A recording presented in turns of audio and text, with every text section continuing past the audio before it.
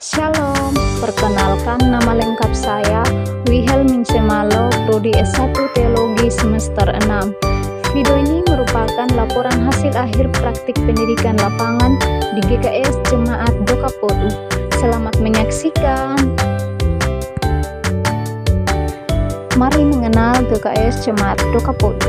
GKS Jemaat Dokapodu berada di Kabupaten Sumba Barat Daya, Kecamatan Wawa Barat, Desa Waliate. Sejarah singkat GKS Jemaat Dokapodu. GKS Jemaat Dokapodu merupakan bagian dari wilayah pelayanan gereja Kristen Sumba yang berada di Klasis Rara, Desa Waliate, Kecamatan Wawa Barat, Kabupaten Sumba Barat Daya. GKS Jemaat Dokapodu merupakan salah satu gereja yang terletak di Dokapodu dengan wilayah pelayanan meliputi 3 cabang, yaitu cabang Wanobaru, cabang Umbatanarara, dan cabang Redabolo.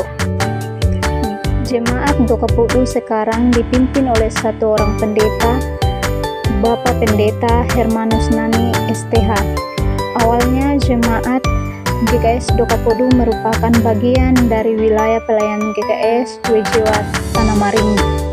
Pada tahun 1928, Injil masuk di kampung Dokapodu, Bapak almarhum Pendeta Lani Pandango, wilayah Tanah Ringu. Bapak Pendeta Lani Pandango lewat pengabaran Injil ia bertemu dengan Bapak almarhum Kepala Kang Huruka dan Kepala Podu atau pemilik kampung Dokapodu. Dengan hasil perjumpaan ini, maka Pendeta Lani Pandango meminta untuk membuka gereja di kampung Dokapodu, dan dengan sukacita besar kedua Bapak Kepala Kang Huruka dan Bapak Kepala Podu membuka gereja mereka, membangun gereja bale-bale atau rumah alang untuk beribadah. Dengan perjuangan doa dari ketiga orang, ada 20 orang jiwa yang dimenangkan lewat pengabaran Injil. Seiring berjalannya waktu, melihat tempat ibadat tidak memadai, mereka bersepakat lagi untuk membangun gereja darurat atap alang dinding bambu. Kemudian tahun 1950, gedung gereja bale-bale ini roboh dan runtuh akibat angin puting beliung. Dengan tidak kurang rasa semangat, mereka kembali lagi membangun gedung gereja di depan kampung Dokapodu, dan ketiga orang ini bersepakat menamakan gereja ini Gereja Dokapodu. Gereja ini masih bersifat pos PI dengan bernaung di wilayah Tanah Maringgi. Berjalannya pengabaran Injil di Dokapodu ini, 2 orang Kepala Kang Huruka dan Kepala Podu meninggal dunia. Maka kesepakatan dari anak-anak Kepala Podu, mereka memberikan tanah khusus untuk membangun gereja Dokapodu di dekat jalan raya. Perjalanan dan masuknya Injil yang dibawa oleh Pendeta Lani Pandango bagi orang Dokapodu saat ini masih di kepercayaan Marapu. Dengan proses pengabaran Injil ini, mereka dibaptis dan sah jadi anggota berhak. Berkembangnya Injil di wilayah Dokapodu Bapak Pendeta Lani Pandango hanya bertahan selama 3 tahun. Kemudian dilanjutkan oleh Pendeta SS Malo STH yang merupakan pendeta konsulen yang melayani di jemaat WKK. Dengan membuka jaringan lebih luas, Pendeta SS Malo bekerja bersama dengan Bapak Manase Malo dan Bapak Paradius Parawiro.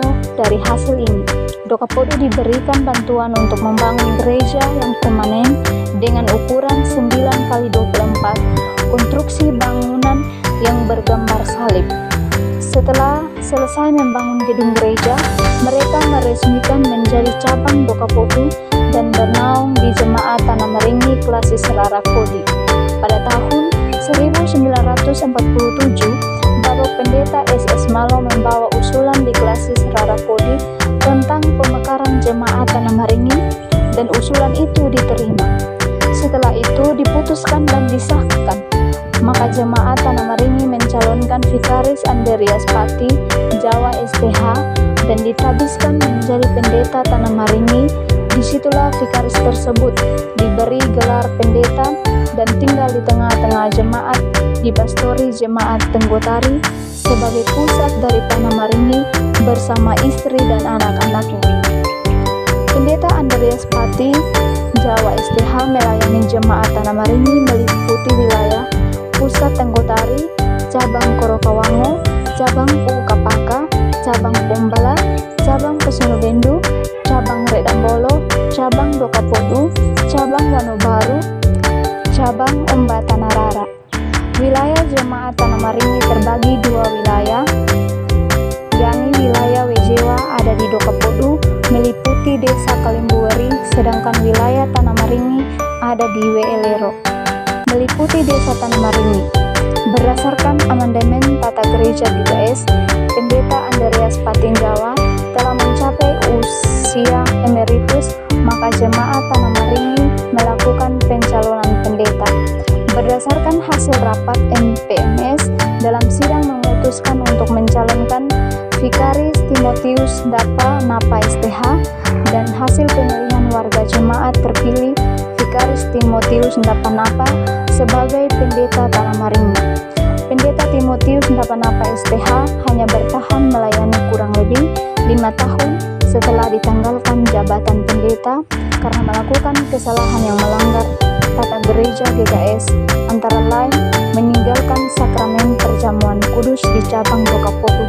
Kemudian tidak hanya pelayanan, tetapi klasis Tanah Maringi membawa ke sinode, dan saat itu juga jabatan pendeta ditinggalkan.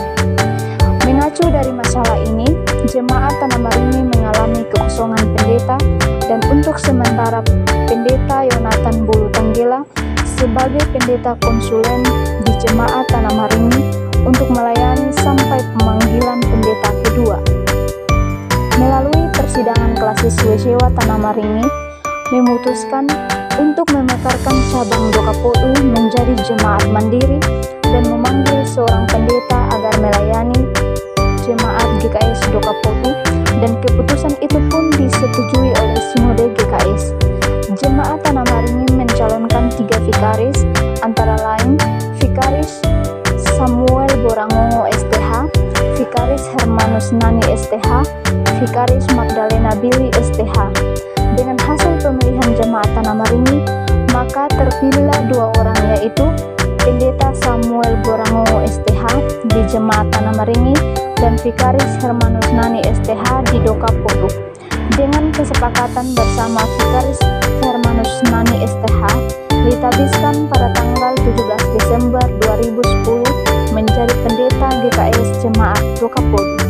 Ia melayani setiap anggota jemaat yang ada dalam wilayah pelayanan dengan 3 cabang, yaitu cabang Redambolo, cabang Ombatanarara, cabang Wanobaru.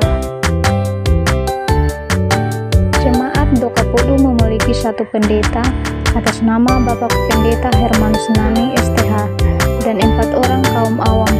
Cabang Redambolo, Bapak kaum awam Cornelis Billy, cabang Ombatanarara, Mama kaum awam Elmia Nangongo, cabang Wanobaru, Bapak kaum awam Asterius Tanggobili, sedangkan di pusat Bapak kaum awam Timotius Elngara sampai hari ini.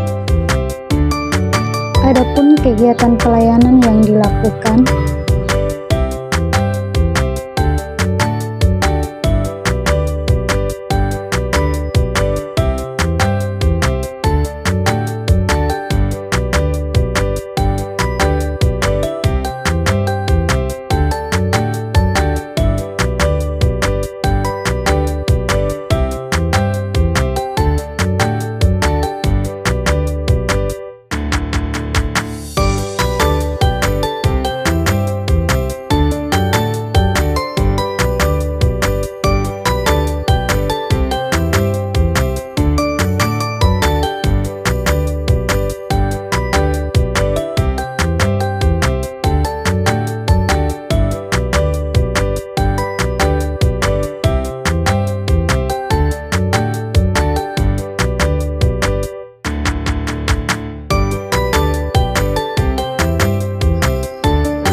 dan masukan GKS Jemaat Dokapodu.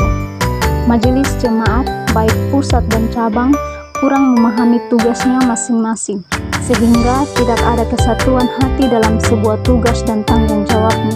Sehingga dalam pelayanan, majelis perlu diberikan pembinaan lewat Tata Gereja Kristen Sumba, dan juga Majelis jemaat kurangnya kesadaran dalam mendengarkan dan menghargai, sehingga tidak ada kesatuan dalam menjalankan sebuah tugas dan tanggung jawabnya. Dalam setiap komisi, baik pusat maupun di cabang, perlu untuk mengaktifkan ibadah komisi, baik komisi ibu, komisi bapak, komisi pemuda, dan komisi anak dan remaja, sehingga gereja GKS Dokapodo menjadi gereja yang hidup dan gereja yang bertumbuh. Refleksi teologis. Menjadi pelayan yang ditempatkan di suatu jemaat bukanlah hal yang mudah dipikirkan oleh setiap pelayan, karena pelayan yang ditempatkan harus memiliki kesiapan di dalam dirinya, baik secara fisik, mental, dan memiliki semangat melayani dimanapun ditempatkan, serta baik tidak baik waktunya, harus tetap sedia melayani dengan berbagai tantangan kehidupan dalam ladang pelayan, bahkan siap menerima konsekuensi dalam hal apapun.